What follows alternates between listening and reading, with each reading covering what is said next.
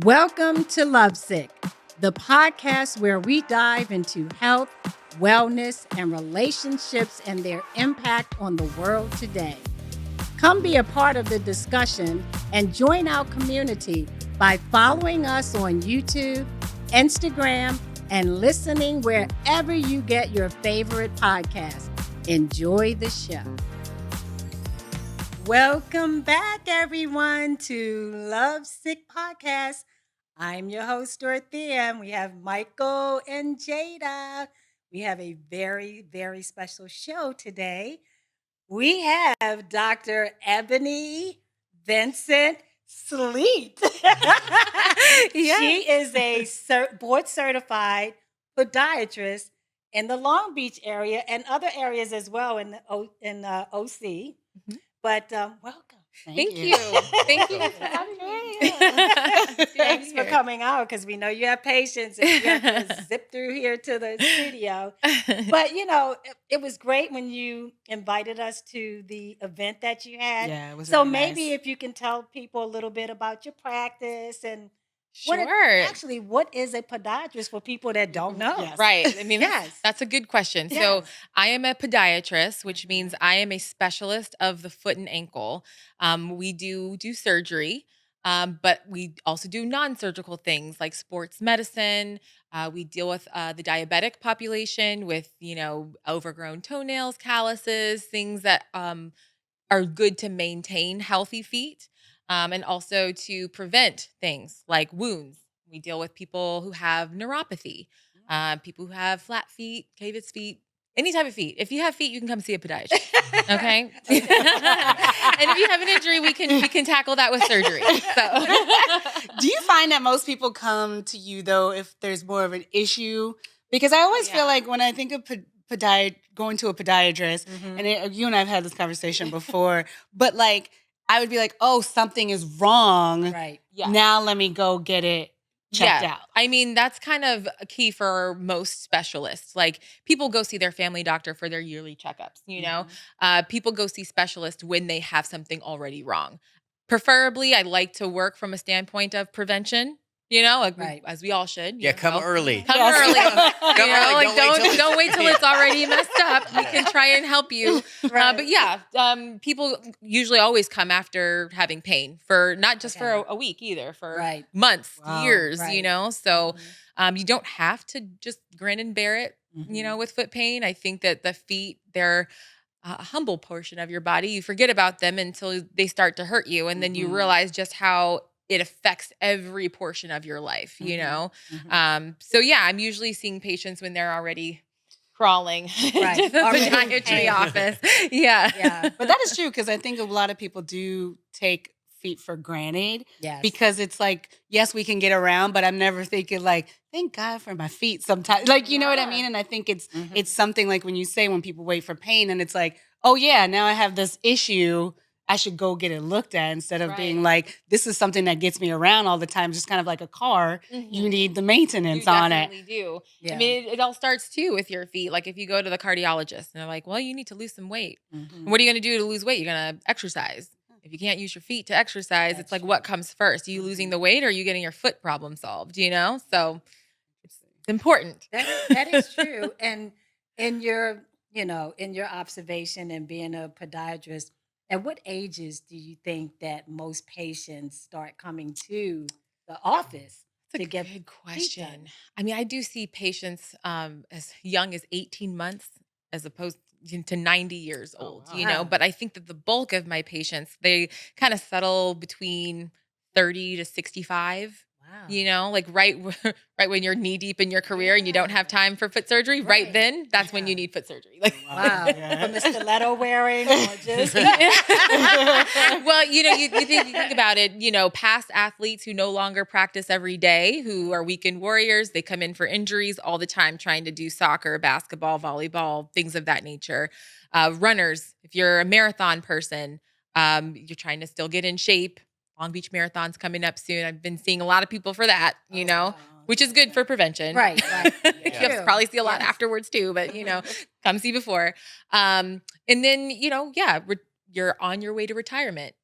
People, those over 60, they're like, now is the only time where I have to do this foot surgery. And now in my retirement, I'm trying to see the world, trying to travel the world. And I can't go to Europe on a bum foot. I got a lot of cobblestone over there. True. You sure so, do. So yeah, so 30 to 60 range, I think would be the bulk of my patient base. Okay, I'm going to ask this question, totally naive. Okay, that's but fine. What are some of the signs or symptoms that you wish people saw early and came to you early that people usually ignore? Oh my gosh, that's such a good question. The type of foot that you have. You just simply look down and see what your feet are doing when your whole body is standing on it. Do your feet flatten out? You might have issues with your tendons. You might have tendonitis over time. Okay. If you have a very cavus foot type and you notice like, oh wow, my arch is super high, you might have other things like metatarsalgia or heel plane, plantar fasciitis, like those kinds of things. So if you just simply look down at your feet and recognize what kind of foot type that you have, a podiatrist can be really essential in what kind of shoes to wear, what kind of inserts to do, if you need some stretches to do to prevent type of certain illnesses. So yeah, just anytime, just look down.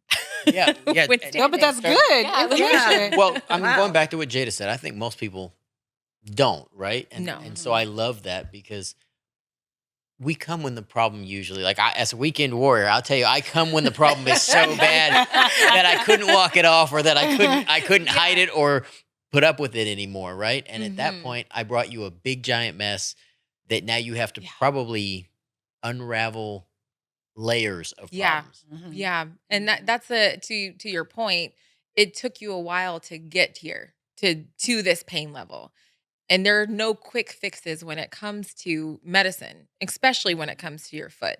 So a lot of times I'm kind of walking people back from the let's just fix it with surgery type of mindset because it's not that way. Surgery in itself is a trauma that you have to recover from. So we always try some type of conservative measure, and that usually involves a behavioral change from the patients. Oh. And it's like, if I'm telling patients, hey, you got to do different shoes, you got to do inserts, you got to do some stretches, you got to do all these other non-invasive treatment modalities, and they kind of slack off, they don't do it.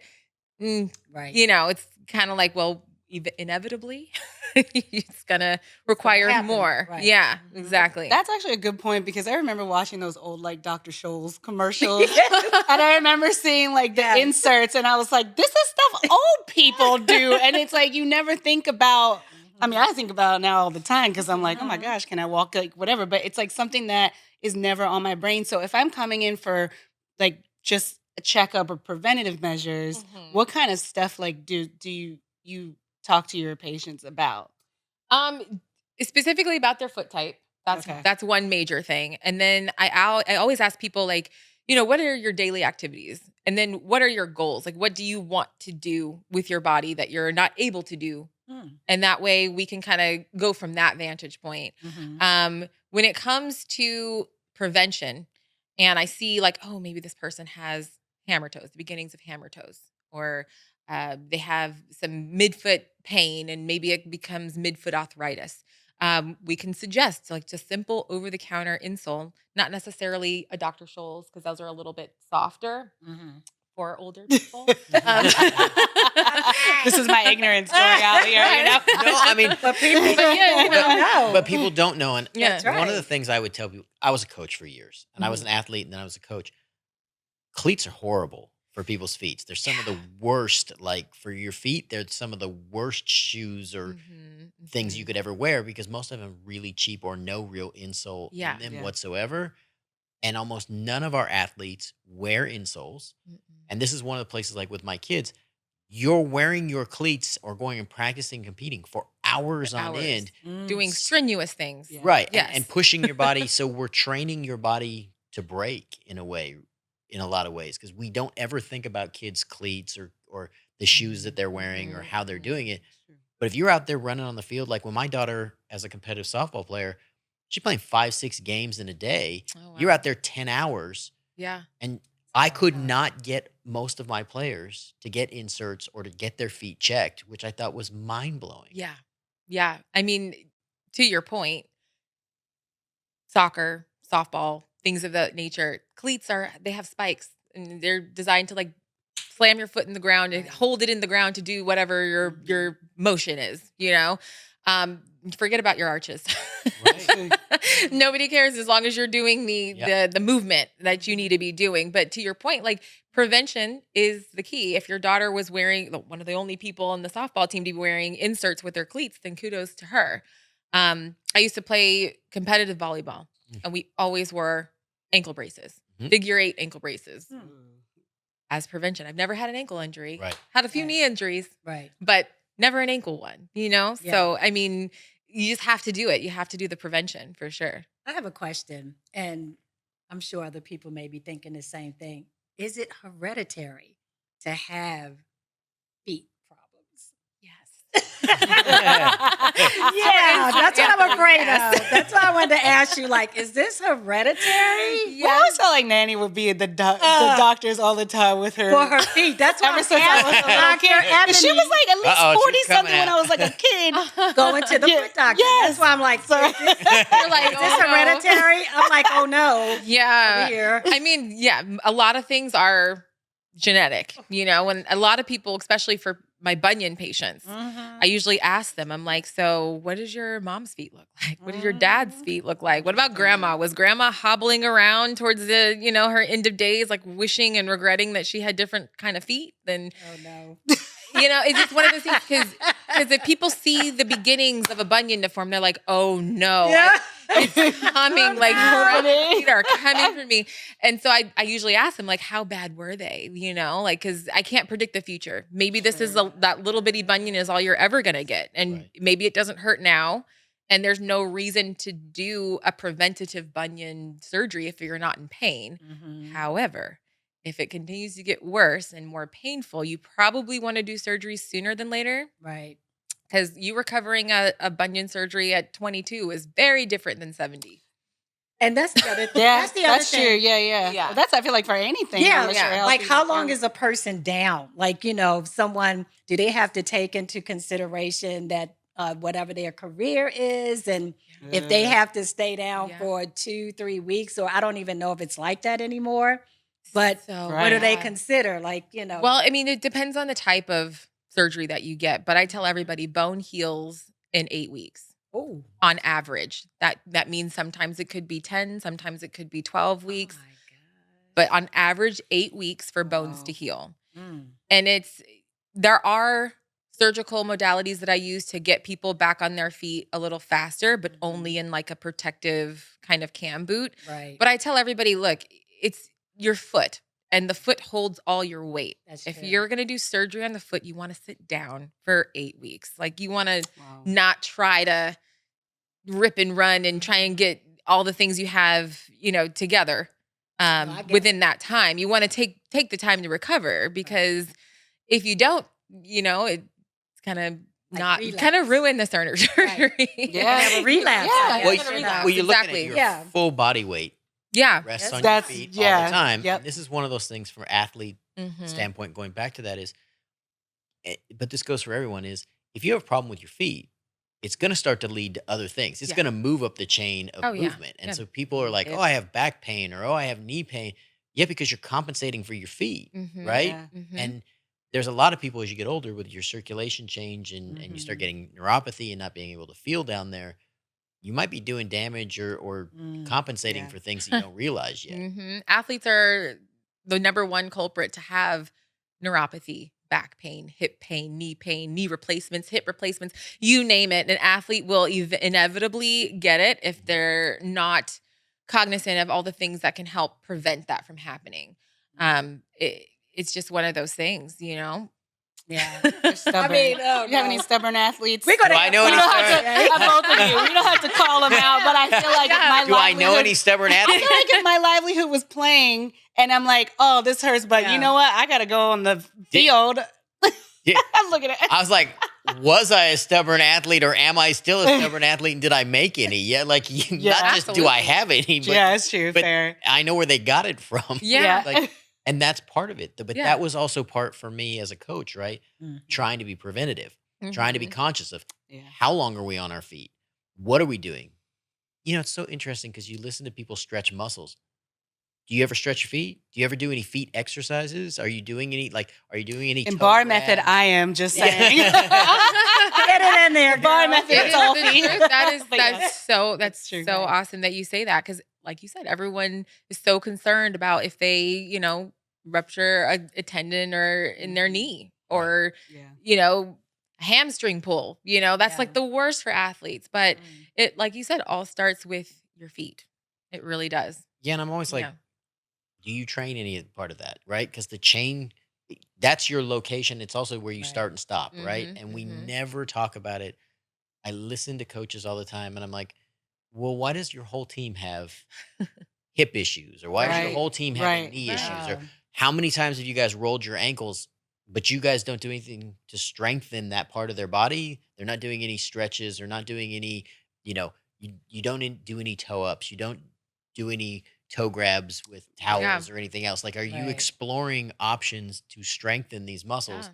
Or are we just going to beat on them? Until they break. Until they hurt. they break, Yeah, right? Exactly. Yeah. No, Just like any other part of your body. Well, that's what I was going to ask. Like, if I'm 25 and doing these, preventative exercises, is it the same when I'm 50 or 70? Like, are there different, like, things? Because it's like I'm maybe spending more time on my feet when I'm 20 something, but when I'm older, is it like, do I have to do these same exercises or preventative care? I mean, if you get in a good habit of doing the preventative thing, it's something that can definitely prevent you from having these issues when you're older. And then if you keep doing it when you're older, it's going to be even better for you, So, I mean, I'm a big proponent of stretching for sure. Right. Definitely a big proponent of inserts and ankle braces.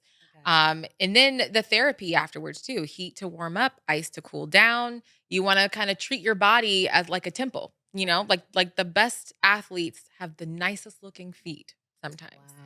And you'd be surprised because you're like, oh my gosh, you do what? Yeah. But if you're cognizant of like, you rest your feet afterwards, you put it in an ice bucket, you take care of your toenails, you don't have athlete's foot, you have nice toenails, people who care and understand about the feet they pay attention, Right. and then they have more of a longevity career with their sport.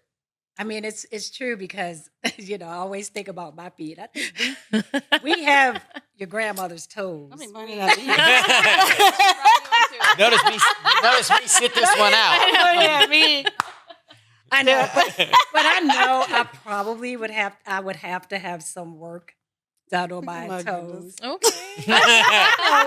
Because I feel like I asked you about the hereditary, thing. Yeah, genetics. The genetics. And I just seen what I've seen and I'm like, oh my gosh, I hope I'm not So cursed. go get your preventative care and start I know. going. Like, Well, I Maybe already there though. Like I Right. might have a problem already now. So I'm a proponent of preventative care, but not for preventative surgery. Got There's a definite difference to that. Like we don't do surgery in the event it might hurt or it might look like A, B, and C, because like I said before, surgery is a planned trauma. It's really hard for me to look at someone and be like, you're not hurting? Oh, let's just get some surgery done. I like that though. I No, but I love that you're saying that. it. Yeah. Because not everybody's like that. That's right. Because there are people who surgery is one of the first options. Yeah. And the fact that you're saying it that way, I think is a really good thing for our audience. Like, Absolutely. this is the kind of doctor you want, in my opinion. Yeah, You want someone who says, how do we do preventative? Right. Surgery is an option when we get to a certain place or a certain level of damage or issue, but it's not where we start. Exactly. Because, I don't want my patients having buyer's remorse from surgery because it's painful. Like you're going to be swollen. You're going to have like you're tingling and burning pains when the nerves start to heal. It's one thing for me to do a surgery that lasts an hour and a half to 2 hours. And then to ask my patients to be like, okay, now good luck for 2 months. Yeah. I'll see you and we'll be, getting you through it. But don't be mad. I wonder if there are people though who are like, just give me the surgery and I don't have to do all the preventative stuff. There But are. like, There's sure a lot there of are. people that are like that. Yeah, There are. And it's no big issue when it comes to people who do want to do a cosmetic procedure. I'm not like, no, I'll never do it. Right. But at the same time, we have to be on the same page with what your expectations are.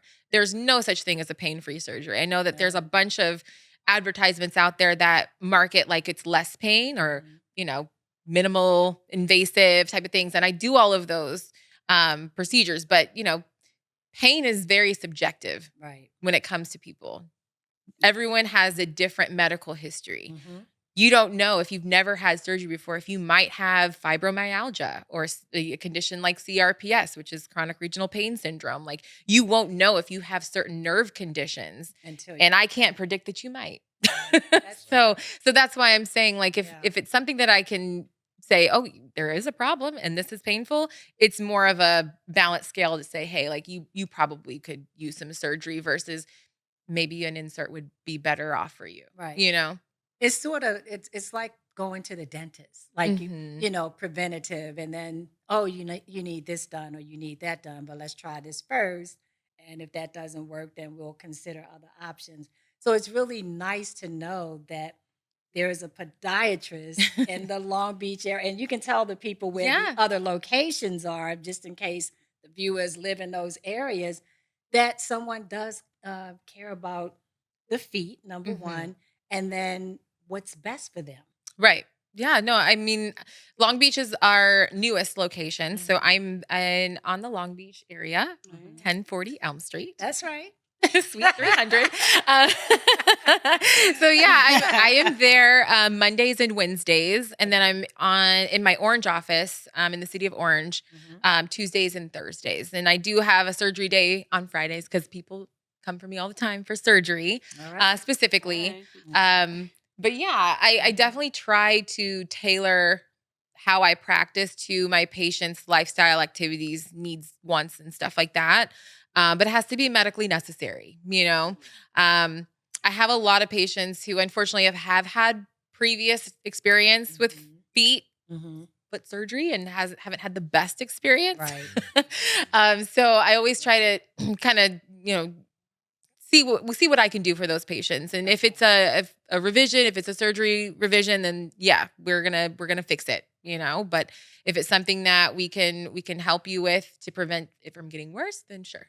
What about insurance? Does medical insurance pay for those type of, see, that's another thing. Maybe people may feel like they don't have the insurance that pays for that. So that's good to know. Yeah, we take most insurances. Okay. We take a few of the HMOs. So we would have to see like what medical group you belong to for that. But we take most PPOs.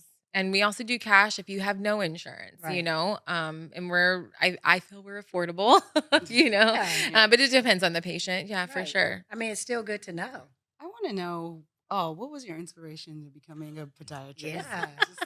I'm sure it's a very unique. I know it's a very niche field to be into. I was a past athlete, and I had 2 knee surgeries in my lifetime, so I'm very familiar with surgery, with physical therapy, all the rehab that it takes to continue to much less walk and do your sport. So I wanted to do that in my career. I was like thinking I would be a physical therapist or maybe an orthopedic doctor. But as I matriculated through school, podiatry, I found podiatry via shadowing. I shadowed an ortho, I shadowed podiatry, I shadowed a bunch of other doctors. And the podiatrist was the happiest one. To be honest with you, it yielded itself as a career that was friendly for a woman specifically because you can set your own hours if you are in private practice. It yields itself to having a family and doing all the things that you want to do. You want to be a surgeon? Great. You want to be a mom? Great. Like you can do both, I liked the fact that it was a specialty. And that I can focus on the foot and ankle, and I can also be a practice owner. So, and speaking of family, I was just going to say, congratulations, because you told us you just had a baby. I was like, girl, she's literally the best thing ever. Oh my God, she's 7 months now. Yeah. So she is just getting after it. 7 months is like it's gone way too quick, and I'm just like, oh my gosh. But yeah. So let's talk about that then. How is it? Like having a child now, you're married, and then having a child and in your profession. Like, when you're kissing the feet, you're like, oh, wait, let me look and see, make sure. What kind of feet do you have? I'm out of the room. I was like, okay, we're good. your career, your family. So how does that work for you with other people that's in, whatever career that you chose? Yeah, no, I mean, it's actually working out pretty well. I mean, I feel like everyone has that adjustment period, like I feel like it has taken me like 5-6 months to like adjust to it all, because like I was such a workaholic before, I was like doing surgery every day and like seeing a lot more patients and, doing all these things because it was just me, and like obviously my husband was there too, but he was working, he's working too. And like we just us, but now with our baby, it's a little different. Like I'm like, okay, these are the hours I'm willing to work.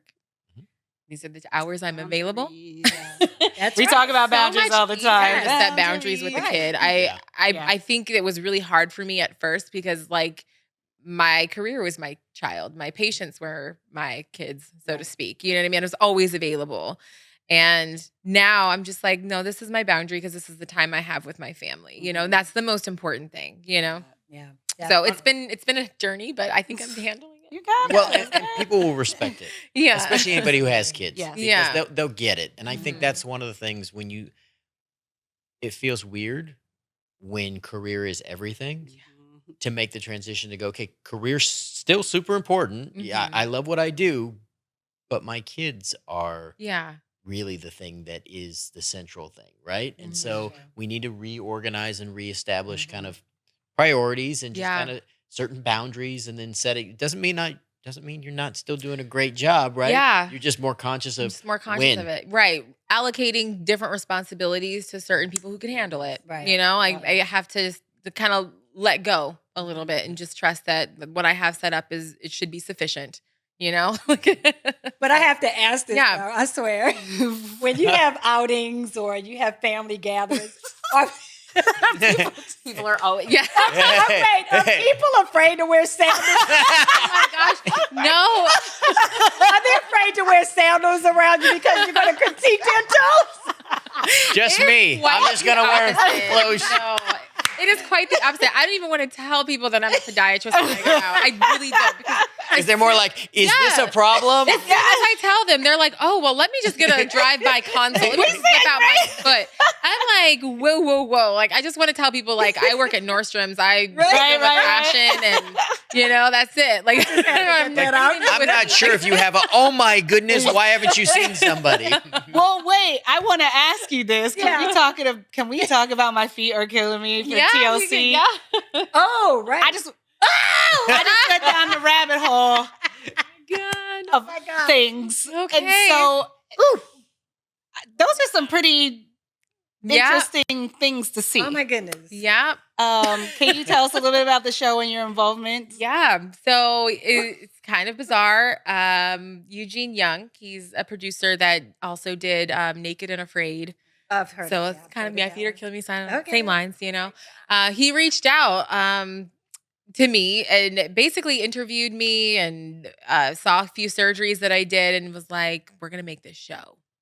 Called My Feet Are Killing Me. And it was myself and another doctor on the East Coast, Brad Schaefer. Okay. And he and I piloted this show. And it started off like normal. My first surgery on the show was a hammer toe. I was like, ooh, it's the worst hammer toe I've ever seen. It wasn't that bad. And just kind of fixed the hammer toe, Right. And it got this really interesting fan base who was all about feet. It was like this foot fan club. Which is this. And so 4 seasons later, the foot issues kept getting bigger and bigger and bigger and bigger. That was huge. And it was, it was quite interesting. Like some of the pathologies that we were seeing once in a lifetime, kind of like very rare kind of cases, most of them doable, like, okay, you have a really bad bunion plus soft tissue mass, plus a cyst, plus Yes, that's Okay. Dr. Brad Schaefer. Yep. Okay. So it was cool. It was like this cool dynamic between East Coast, West Coast. Like That's really nice. he would see different pathology on the East Coast and people slipping on ice or whatever. And out here on the West Coast, people step on sea urchins and stuff. It's very different kind of pathology. So it worked out really well. And yeah, we really enjoyed it. So it was awesome. Yeah. Oh my goodness. Were some things where you like, okay, because I know in your career, I'm sure you've seen a lot of things, but were some things Like, gosh, shocking to you? Yeah, they were A learning experience. It was a learning experience. I remember I went to a play and I was like having a great time. It was like the weekend and, I get this email from the production company and they're like, what can you do with this? And I opened the attachment and I was like, what is this? Yeah. Yeah.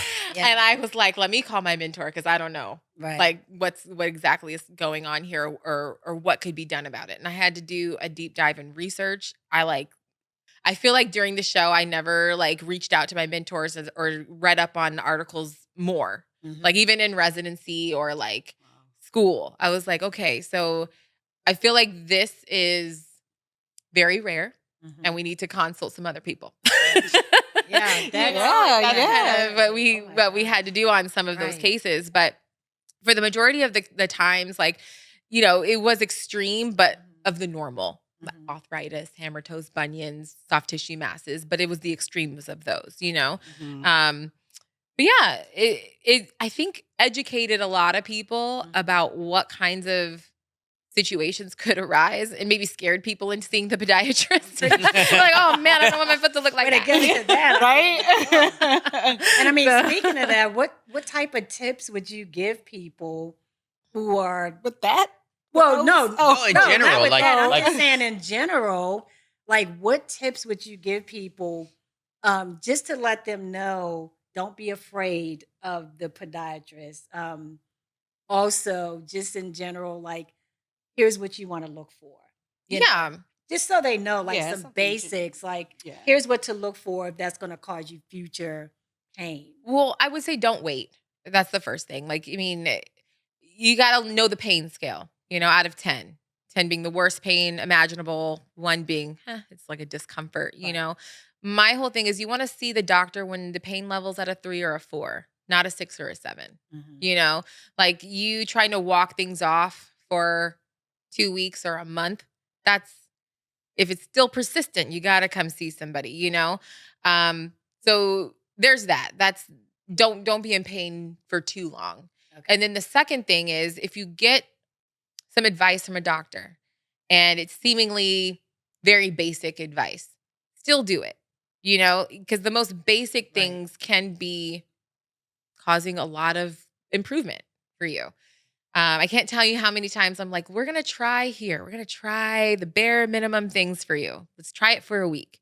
Let's see how you do. And when people don't do it and you're like, okay, I'm going to escalate to an injection. We'll see how that does.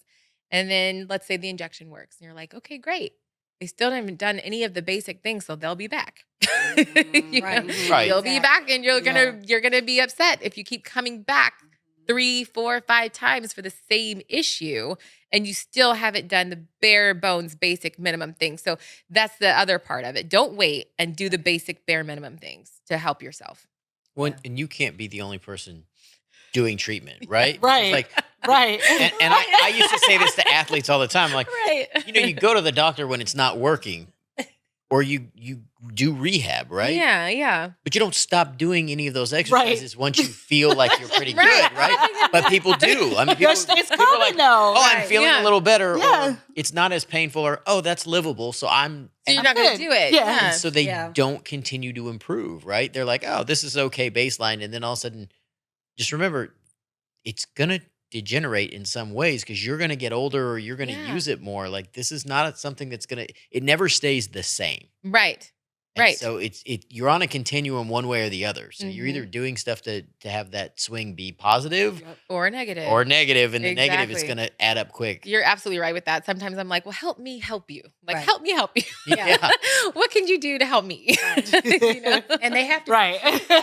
be truthful, like in Yeah. telling you Yeah. what's actually happening. Right. Because some people will Don't just be give you a scared. half, Yes. Yeah. half story, but not give you Mhm. the entire truth. Mhm. Now it's really And you're right. I feel like we're dealing with, all physicians are dealing with a patient base that are now more educated than ever because of the internet. You know, some sources are good and some sources are awful. You know, you have to be, while patients are very intelligent, you have to be discerning about where you're getting your information These and Google how you're doctors. applying it. right. Right.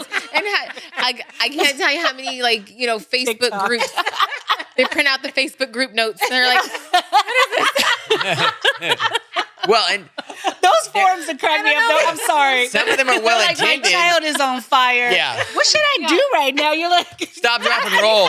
you know, like Call somebody. Reddit, Take them somewhere. You know, Quick. Yeah. Oh I mean, my those gosh. could be good resources for you to find the resource. Right. You know what I mean? Like, I'm not saying don't do those things. I'm just saying, like, you have to have a level of discernment to say, like, hey, this resource is what I found. Can you direct me into something more specific, more Exactly. scientific, you know? Right. Because I love it. I love it when my patients are at least a little bit educated on where they, regardless of where they, you know, they source it from. So that way I'm working with someone who has a small knowledge of what might be happening, you know? So that way we can have a conversation about it. Okay. What is the most preventable thing you see that you could easily help people with on a general level? Tendinitis. Okay. We have tendons all throughout our feet and ankles. And if you come soon and you know your foot type, if you get an insert, if you get toe spacers or better shoes, all of that can be prevented. For instance, if you're a festival person, you want to go to any type of outdoor music festival and you're trying to be cute in your sandals and stuff like that, and you already have flat feet. I'm not saying that you have to wear a tennis shoe and insert. I can have suggestions of some type of sandal with an insert that you can wear. Right. You know, something that can be cute and comfortable and also practical at the same time. Right. You know, but you just have to to know, you know, like, so They tell you. yeah, tell me what Yeah. your goals are. You want to Right. go and walk We're 10 also hours? here to help. Yeah. Yeah, but people don't want to hear that I sometimes. know. Or people are like, "Oh, that's a really cute shoe," right? Or that's my favorite brand, or so and so wears those sneakers, right? Mhm. And the problem is, first of all, they don't wear them without inserts, or Mhm. they're not wearing the one you're wearing. I think Right. was one of the things that no one Yeah. ever talks about, right? Mhm. But then the other part is, yeah, but how long are they wearing them? Exactly. Because- The length of time definitely plays a role. You know, for if you're going sure. to wear them all day, every day, or go to a festival for hours and hours Right. and be on your feet, that's different than somebody who's going to wear them to compete in something for an hour and a half or 2 hours. Exactly. Right? Plus exactly. they take them off at the half, and right? Like Mhm. we never think about the fact Giving that your feet a rest. give them a rest, Yeah. and there's a team full of people to give care before, during, and after, versus you're just wearing your shoes and going to go do, you know, Everything in I'm going to those go on a shoes. 6-hour hike, you know, In or your Crocs. yeah. Right. Like, okay. yeah, Probably not the best idea. Probably not the Like- best, and you're probably going to pay for it, or you know, or look, I Yeah. don't go as often as I used to, right? So if I decide to go do something really active for an extended period of time, I'm really rolling the dice You really are. that there's going to be an issue because I'm not in consistent shape for that. Exactly. And to your point, like the popularity of shoes and things of that nature, you can't make your foot fit a shoe. You have to find the shoe to fit your foot. And Yeah. you can work within like some parameters of being cool. You know, like I tell people all the time, like if you want to wear heels, I'm never going to be the doctor that says you can never wear heels. I Right. feel like as a woman that like makes me cry a little. Yeah. But you have to be smart about the length of time That's that you are true. wearing the shoes. Are these high heel shoes you take a picture in and sit down? Right. That would Are be me. these- That would be me too. Well, Yeah. and the height. Yeah. Listen, Like take a picture. So, Have Yes, the I posture. got so as awkward as Let this me sounds, walk in and then I'll Yeah. take them off Oh. at the. Yes. Yeah. That would be me. And- Yes. take the picture or sit down at the table and take them off. That's what I do. Because we're going to be sitting Exactly. down. I mean, I'm guilty of wearing impractical shoes sometimes, and I know better. But I do know better to take them off after the picture and wear flats to walk around. Yep. What did I do? Remember the shoes? I gave Jada some shoes because I was like, oh my gosh, I cannot wear these anymore. Because you're right. Wear them just for that moment and take them off. Yeah. Well, and that's what I did. This is going to sound funny coming from me, I but always do wear they have straps? Straps? Is there a wrap that comes up towards your ankle and there's more than one, or is it just a single thing and there's very little support as far as going side to side? You're talking about specifically for high High heels? heels? Yeah. So there are podiatry approved high heels. See? Oh. And people don't know that sometimes, you know? There are also like inserts for high heels, but if you get a podiatry approved high heels, that may not necessarily be I didn't even know that. necessary. Yeah. Okay. And you can tell the difference. Like essentially your regular normal type of high heel shoe has a very deep declination, Mm-hmm. puts all of the weight onto the ball of the foot. A more sensible podiatry approved high heel shoe won't be as high, but the cushion that it has in the ball of the foot is very comfortable to the point where it's not going to cause those kinds of conditions like I mentioned before, like metatarsalgia, which is ball of the foot pain or swelling in the ball of the foot. Okay. That's less likely with a more practical heel. Will it give you the same aesthetic? You know, most likely, yeah, minus an inch or two, you know?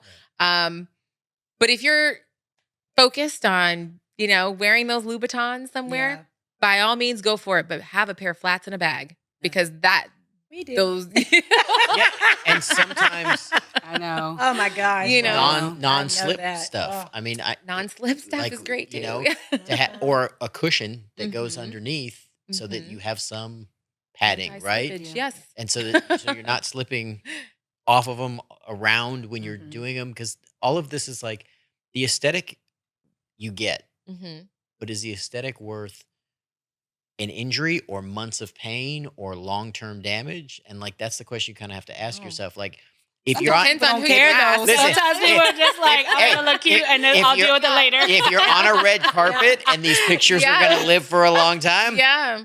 wear whatever you Yeah. want. But again, Exactly. hopefully you have a pair of flats or a pair of something to go Yep. to later. But Yeah, I'm a big proponent of buying matching heels and flats. Mm. You know, you can find a nice pair of heels that you're like, I gotta have these. Find a pair of flats that still matches the outfit, so that way you don't look completely crazy. that makes You know what I mean?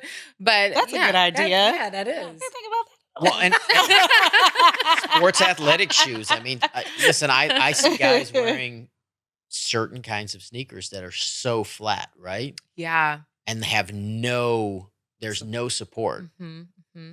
So you have an insert choice, or they might not be the right shoes for your feet. And I get that they're the style, Yeah. but you got to be conscious of, especially if you're going to wear them out and you're going to go to an event or you're going to go somewhere you're going to stand all day. Yeah. I mean, an insert's never a bad idea, especially with a flat type of shoe. Okay. I know specifically for weightlifters, like they want their feet as flat as you can on the ground to have the most oomph to lift the weights, you know? So I understand that as well. But if you already have a flat foot in a flat shoe with extra weight on it, That's a problem. that's a problem. Right. And you have to potentially seek advice for that kind of, you know, exercise. You know, it depends on what you're doing, you know? Well, okay. Okay, before we go off the air, can you tell us one more time how people can at least contact you? Yeah, of for course. that consult or whatever the case may be. all the Instagram, All all the- the yeah, the all practices. all the Okay, social media. So, for sure. So for people who want to come to make an appointment, Okay. my website is myocpodiatrist.com. The phone number you can call is 949-651-1202. I can be reached on the website too. You can just type the website or you can call the number. For socials, I'm always posting either something about foot or family on my Instagram page. So I'm Dr. Ebonie across all channels. So just dr.ebonie. That's Twitter, Instagram, Facebook, all of the things. So they definitely will find you. They will find me. They will find me. Yes. They will find you. Well, we would like to thank you so much for taking the time after seeing all your patients today. I would love to have you back. Yeah, too. definitely would like to have you back. We'll so be back can, anytime. So we can do a part 2. Okay. Yeah, next time I'll bring some shoes. Right, right, a part 2. And yeah, if you want to have some I don't wear heels very often anymore, so Well, look, men's dress shoes are a whole topic nowadays, so we can talk about that. That would be good to talk about. It is actually. Yeah. So we'll definitely we got to talk about a part 2. Okay. Well, So- thanks for having me, you guys. Of course. Pleasure. Pleasure. Thank you. And trust me, if I want a doctor like Dr. Ebonie, I would think that everyone would want a doctor like you. Yes. Thank you. Definitely want a doctor like you. So thank you. Thanks everybody for everyone for watching. listening. And we'll see you the next time. The official Lovesick Podcast.